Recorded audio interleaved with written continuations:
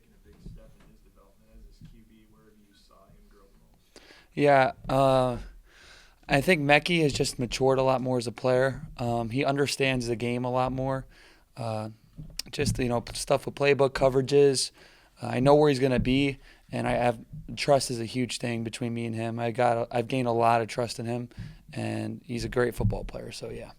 What did you take away after you watched the Eastern Michigan tape? Things I took away is that we have to be more complementary as an offense. Knowing that we know we can win throwing and we can win running, and now we just got to put those things together. I think that's going to be very important this week. What's been your impressions about some of the breakdowns in the red zone, and what do you have to do to be more efficient in doing that? Yeah, we just have to execute better as an offense. All 11 guys have to execute. Like I said this after the game, if one guy is not doing their job and the 10 other guys are, then it's not going to work. That's just not how offensive football works. All 11 guys need to do their job, and we've worked really hard on that this week. What have you seen from the North Carolina defense and preparing for them? Yeah, they got playmakers. Their defensive line is very good. Their linebackers are very good too, returning 2 linebackers with over 100 tackles. They're very good. They got playmakers everywhere on both sides of the ball. So we're gonna have to be at our best, and everyone's gonna have to be at their best. So yeah, they're very good. How much confidence did you gain by winning on the road at Wisconsin last year, now going on the road for this non-conference game? Yeah, I'm very confident. Just very confident in our scheme, very confident in the game plan we got this week. Of course, that win definitely brought a little bit of confidence, but regardless of that win or whatever happens, I'm just confident this week. I got a lot of trust in our coaches. I'm confident with our team. We've practiced very well, and we're just excited to go there and play. What's it like, being the underdog this week for the first time this year? You guys are not favored to win this game. So what's that like to take that chip on your shoulder this week? Yeah, we're really not focused on whether or not we're an underdog or I didn't even know that, to be honest. We're just focused on going there and playing our best, doing what we do best. We're just focused on each other.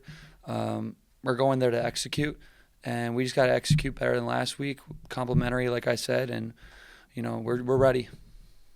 Like mentioned on Monday, you guys changed explosives in the offseason from 20 to 25 yards, and through the first 2 games now, you technically have no explosives on offense. So if that's going to change against North Carolina, what has to happen? Yeah, we just like I said, more complimentary football. We have to be more explosive. We can't go down. We have to break tackles. That has a lot to do with me too. I got to put the ball in better places. It's different when I throw the ball here or here. It could be explosive if I throw it here, but if I throw it here, it's a catch tackle. So working on being more accurate, something I want to do. I think we talked about this before too. Me stepping up in the pocket rather than scrambling. I missed a lot of explosive play opportunities because of my pocket movement. That's something I've taken very seriously without these past 2 weeks. So just stuff like that for sure. What's been the operation with Harbaugh calling plays and what's his demeanor like? Yeah, he's calm, cool, and collected. He reminds me a lot of myself. No matter what the situation is, he's always calm. He doesn't get rid of his fundamentals. Easy thing to do at any level. Whether you're a player or a coach, but he stays true to himself.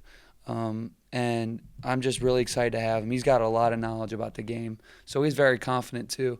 But I love having him as a coach. He teaches every quarterback differently. It's something I love about him because he knows we all learn differently. And I'm just, I've gained a lot of my confidence through him because he knows exactly what he's doing. He knows exactly what we need to do.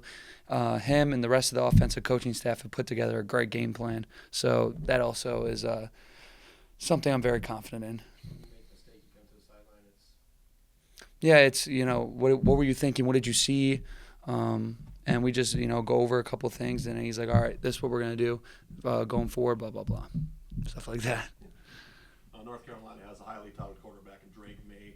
Do you follow other teams' quarterbacks, something like that? Do you observe and possibly even learn from guys you watch on TV or anything? Yeah, obviously I have a lot of respect for him. He's a great player. He's earned all the recognition he's getting. He plays very well. He's good on the run, and he's good throwing the ball. He's very accurate. But I've definitely taken some things from his game. Obviously, I study quarterbacks. Like Caleb Williams. Those guys they play the game very well. They're very smart, and they know. One thing like I've taken from them is their pocket movement. Like that's something. I thought that even through these past 2 weeks, those guys move great in the pocket. They know when to extend plays, when to not extend plays, when to take off and run. So I have a ton of respect for Drake May and the entire North Carolina offense, but their defense as well. Time for one or two more for Athan. You probably love to throw 50 times, but did you have fun watching Darius run for 190? Yeah, either way, I know whatever's gonna work is something I have a lot of fun doing. Those are my guys. So it's like me doing it when I see Darius doing something that hasn't been done here in a very long time.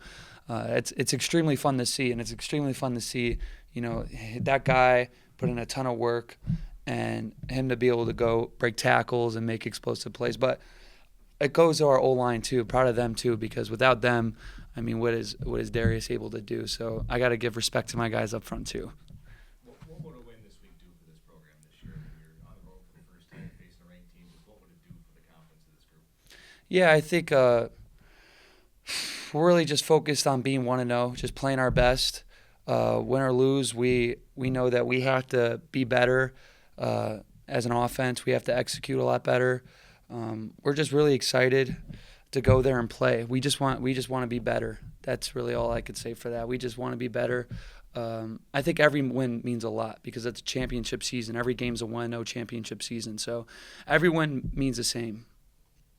What was the message from Fleck and Callahan to the offensive line between game 1 and game 2? It's always just about us, and just we always talk about week to week just changing our best, and we knew as an offensive line we needed to play better, and we stepped it up, and that was just the message. We just have to play better. It's it's simple when it comes down to it, just playing better.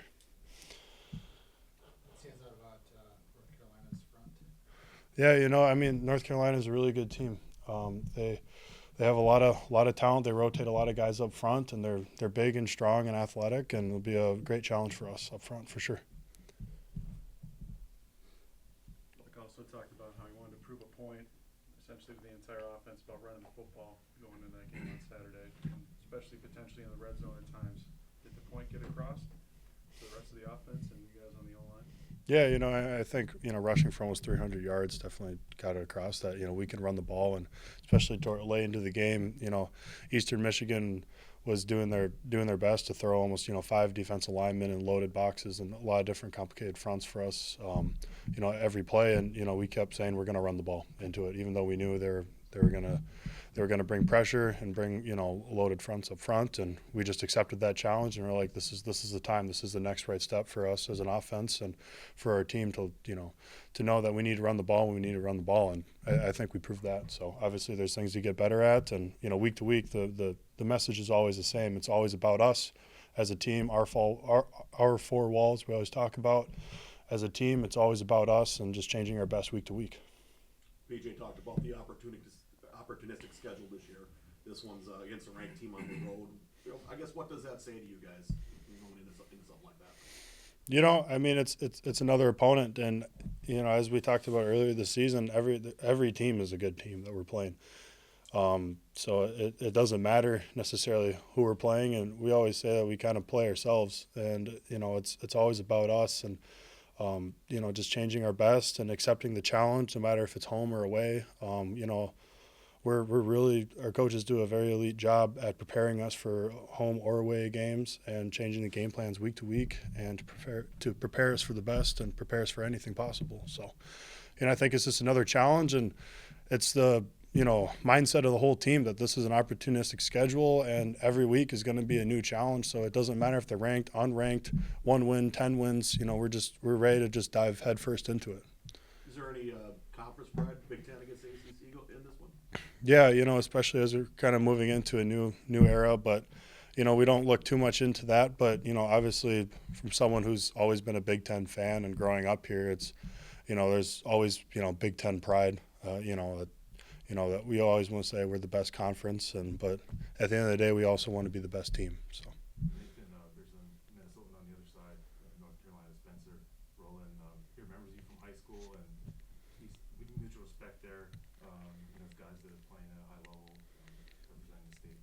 Yeah, Spencer's a great kid. He another South Suburban guy in the Southern Metro, and we saw each other at a couple of recruiting camps growing up, and he's a great kid. I've nothing but nice things to say about him and his family. It was nice to meet him and his dad and his family on recruiting trips, and he's a great kid. Just another nice Minnesotan family, and so yeah, I'll be, I'm happy for him and where he's at, but yeah, he's a good kid and. You mentioned a basketball background, and that helped you maybe at the next level. Do you remember just playing AU or anything like that, or all-star games or things like that? Me playing basketball? Well, I mean, I was basically a football player playing basketball, but I was not very gifted with a lot of offensive touch in basketball. I will say my job was to basically make we had some really talented teams in Lakeville North growing up. I played with some of the best players ever play there, and watching a lot of guys. Nathan Reavers, who started at Wisconsin, and also Tyler Wall, another Wisconsin guy, unfortunately. And I know Guardsy likes to make fun of a lot of Lakeville North being Wisconsin, but at least there's one guy, and I could stand for that. I know. So yeah, I'd appreciate if more Lakeville people went to Minnesota, but at the end of the day, they're great kids and great families, and I love playing with Tyler Wall and Nathan Reavers, and we even had a lot of other good talented players there, and they're way more talented than I was. And but I loved basketball growing up. My whole family played basketball, so I love playing sports, and I think there's a lot of benefits to being a multi-sport athlete, and basketball definitely helped in recruiting and stuff. At least telling people that he's kind of athletic, and so because I think I was the heaviest player to ever make the conditioning test at Lakeville North at like 255 or whatever I was my junior year. So basketball has a lot of value that way. So I think it definitely transitions to offensive line play, and it's a great sport. So I still love basketball to this day. Like you mentioned on Monday, that Greg Johnson will likely not be redshirting this year. Where have you seen him grow the most since you've been with him in January? Yeah, I think just his mindset. Greg's a great kid, and another great kid from Minnesota, South Suburbs, playing in Prior Lake, and I think it's just his mindset. He's really matured, quickly, far faster than I ever did, and just as far as he came in at he's big, strong, physical kid, and I'm super proud of him and where he's come from, and right away he was just like, I want to play as a freshman, and whatever role that is, and it's changed, I think, to more of how can I help us, and I think that's really where he's grown, and he's really bought in to the culture, and just a great teammate, great kid overall, and I think he's I think we talked about earlier that the lineup is never set, and we need a lot of guys to be ready to play. It's a physical sport, it's a contact sport, and a lot of stuff happens, and you need a lot of guys to play. And at the end of the day, I think we have a lot of guys that can play, and Greg is definitely one of those guys, and I know he's excited for any opportunity that comes his way. This offseason, Callie was talking about how he trains the O-line's eyes through the eye progression work. How helpful is that as an offensive line? I mean, it's everything. You react to things with your eyes, and your eye progression is everything as an offensive lineman, because you're on the front lines playing in the trenches, and things happen so fast. Your eyes have to be in the right spot so then your body can do the work. Coach Callahan prides himself in his eye progression. I think he's 100% right. I think that's been the key to our success over the years, and to what a lot of people, call our run game a very simple, scheme. It's simple that way because it looks that way, because our, eye progression has been, it's one of the most highly valued things in our offense. So. And as a senior on this team, what do you need to see from Darius, who's coming in as a true freshman, and how much did he line up to what the expectations are as a veteran on this team? Man, I'm just trying to help the running backs out, no matter whatever I can. The running backs have a super hard job, and however I can help him is really how I can be the best teammate to him. And Darius is a tremendous kid. He's a really great human being, and he's going to be successful in life as well in football. And I'm super excited for that kid. And it's kind of it's kind of the fun part of being an older guy, being, 23 years old, and there's some kids who are 18, 19 years old and who are super talented coming in playing as a freshman. And you're like, wow, like this kid is super young, but I kind of remember when I was that age too. And so, he's dealing with things being young, same with Greg Johnson. And, I think Darius just continues to just change his best. And, that's always the message on our team, just to change your best. And you're never satisfied with the result. It's all about the journey. And I think he's got a tremendous journey ahead of him, and one that he's already been on. So. Time for one or two more. Justin, UNC's OC is known for throwing a lot of screens out on the perimeter. How big is block deconstruction this week at the cornerback spot? Say it one more time, please. I said the UNC offensive coordinator uses a lot of screens out on the perimeter. How important is block deconstruction for you guys this week? Oh, it's always important, no matter which week it is. Being physical on the outside, getting off blocks, it's always a huge part of the game plan. So we gotta, on outsides, we gotta be physical. What clicked for you guys in the second half where you only allow 4 total yards? Just everybody playing with elite details. We pride ourselves on being detailed. The first half, we had guys misfitting sometimes, missing some small details, but the second half we got it cleaned up, and we ended up finishing the game pretty good. What are your impressions of North Carolina's quarterback, Drake May? He's just advertised. Watching the film, he can make every throw to the field. Definitely got great receivers to throw to. He really put the ball out in front of them. They go get it. So it's a huge challenge ahead of us. We're really looking forward to it. Do you take a little extra chip on your shoulder this week, knowing that a lot of talks about him, and it's like, hey, we got a pretty good defense here too? No matter which week it is, we always got the mentality of we got a good defense, and whoever we play, we're going to do the best of our ability to stop them. So it's just another week, and we're just looking forward to it. What does his running cause problems for you guys? Say it again? His running attack, what does that cause problems for your defense, his ability to run? Oh, it calls for any defense when you're a quarterback that's mobile like that, especially with an arm like he has. You got to be detailed, like I said earlier, and trust the game plan. So we need all 11 guys doing their jobs. No one can misfit. So just banking on that.